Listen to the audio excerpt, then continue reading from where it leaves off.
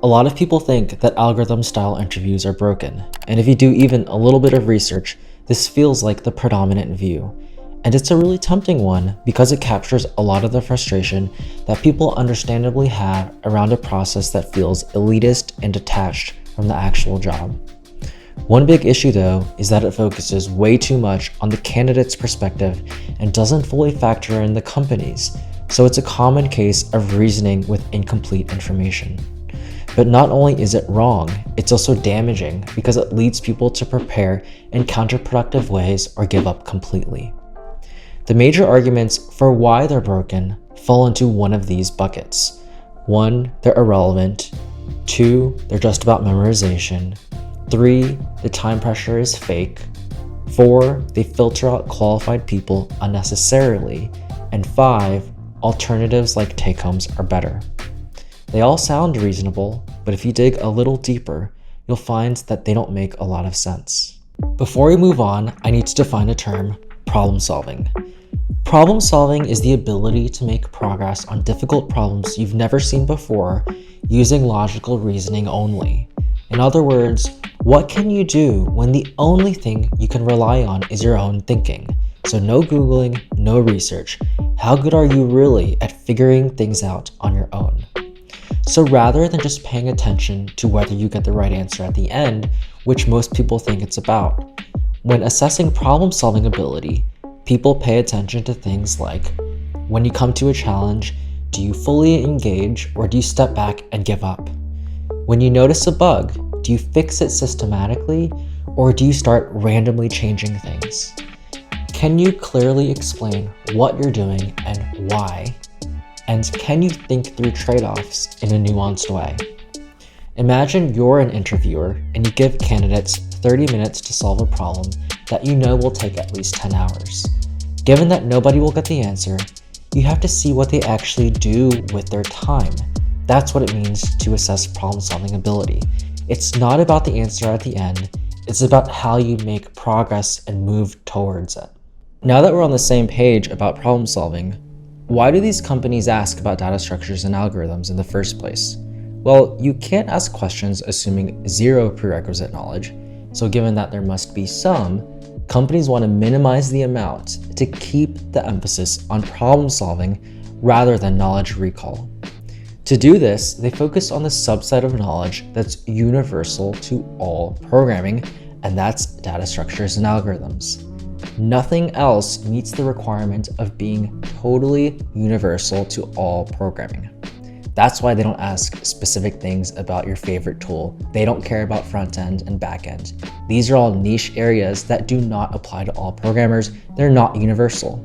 So focusing on data structures and algorithms is a deliberate decision that allows companies to focus on problem-solving skills and minimize necessary prerequisite knowledge that doesn't apply to everyone. The goal for the candidate is to do well and get the offer, but few people take the time to fully consider the company's goals, and there are two main ones. Goal number 1, as you can likely guess by now, is to assess problem-solving ability. Companies care so much because problem-solving is the only universal skill that translates directly into any current or future role. It's assumed that if you're good at problem-solving, you'll be able to learn specific domain knowledge and whatever else comes along in the future. And so the interview process can specialize in looking for just one skill rather than a bunch of specific things. So problem solving is the required ticket. Once you have your ticket, experience is considered too, but mostly just to determine what level you should be. So entry level, senior, staff, principal, and so on. People that say things like interviews are broken because I have 10 years of experience and failed really don't understand that they need that problem-solving ticket to get in. Goal number 2 is to filter thousands of candidates down to a handful. Experience and knowledge are too common to be a useful filter because just by existing and not getting fired, you get more of it. To filter so dramatically, you need to find qualities that are actually rare. Exceptional problem-solving ability is rare, and so it works well as a filtering mechanism.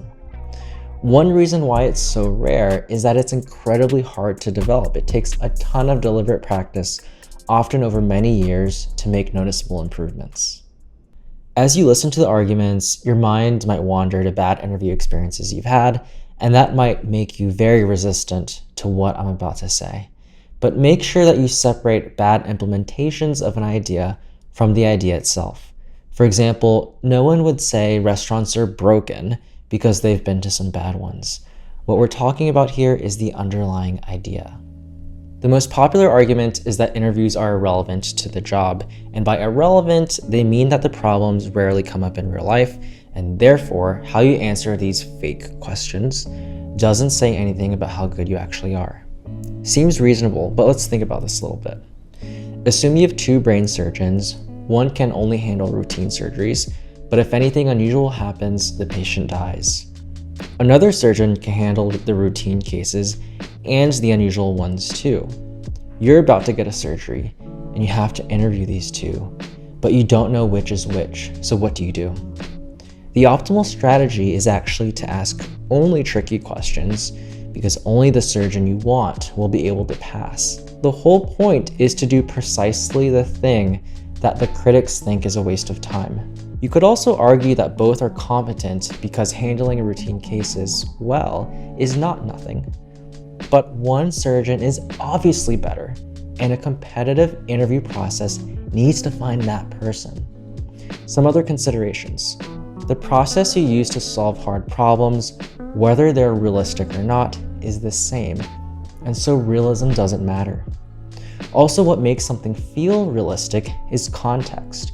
I could make up a whole story about how we're building accounting software and I want to model a last in, first out system, or I could just ask you the question directly without the story. The second argument is that interviews are just about memorizing LeetCode. And this is so appealing because in poorly run interviews, there is some truth to this. And that's because incompetent interviewers may not be able to follow what you're doing because they themselves are struggling to read your code on the spot.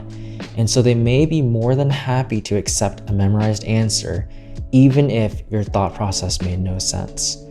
Poorly run interviews are also more likely to reuse popular questions, which rewards memorization. But well-run interviews take specific measures to counteract this by number 1, using novel questions that are not online, number 2, by having multi-part questions with twists that can be adapted in real time to make the questions harder, and number 3, I think this is the most important one, by having skilled interviewers that can probe for depth of understanding. So if the question is too easy or they sense that you've seen it before, they'll ask a different question.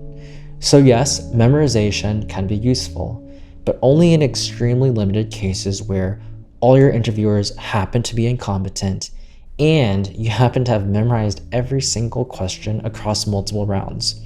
Not impossible, but the odds are so low that this can't be a serious strategy. The memorization idea is also damaging because it makes people practice in counterproductive ways.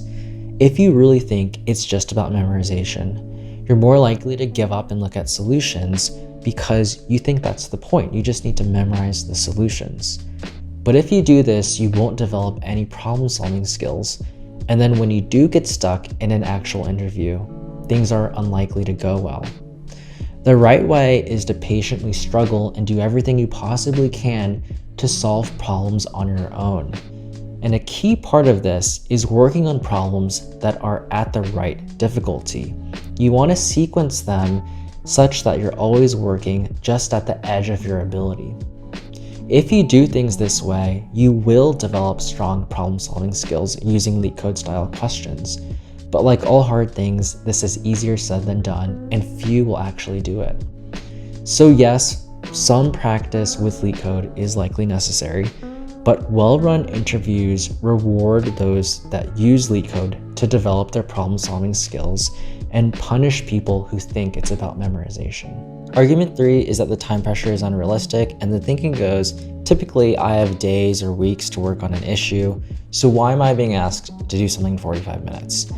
But in every job, the pressure to deliver on timelines is real. You're in a technical discussion, in a meeting, and someone asks you about something, you're pair programming, a bug takes the site down, It's not happening all the time, but how you perform in these situations is absolutely a key part of your performance.